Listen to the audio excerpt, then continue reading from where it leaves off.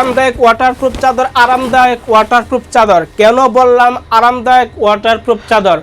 বাজারে তো রেক্সিন আছে, রেক্সিন থাকা সত্ত্বেও এইগুলা ওয়াটারপ্রুফ চাদর কেন ব্যবহার করবেন? এইগুলা হলো সফট কোয়ালিটি, প্রিমিয়াম কোয়ালিটি।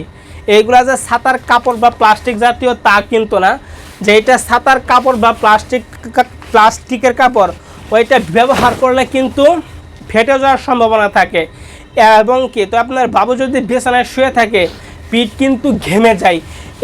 এইগুলার ভিতরে শুয়ে থাকলে পিঠ ঘামবে না এবং কি ফাটবেও না।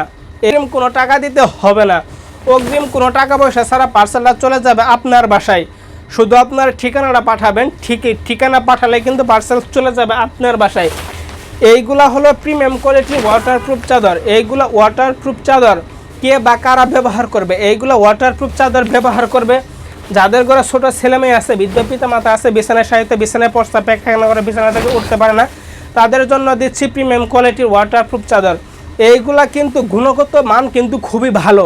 এইগুলা খুব প্রিমিয়াম কোয়ালিটির ওয়াটারপ্রুফ চাদর এবং কি চাদরগুলা কিন্তু খুবই সফট হবে।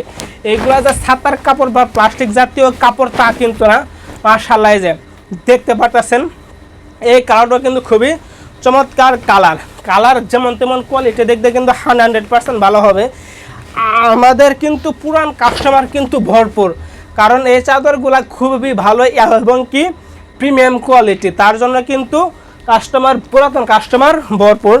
এই যে দেখতে পাচ্ছেন সর্বশেষ একটা কালার, এই কালারটা কিন্তু মাশাআল্লাহ খুবই চমৎকার কালার। তো এতক্ষণ পর্যন্ত যতগুলো কালার দেখালাম, যার যে কালারটা পছন্দ হয় না কেন সাথে সাথে স্ক্রিনশট মেরে স্ক্রিনে ফোন নাম্বারে কন্ট্যাক্ট করুন।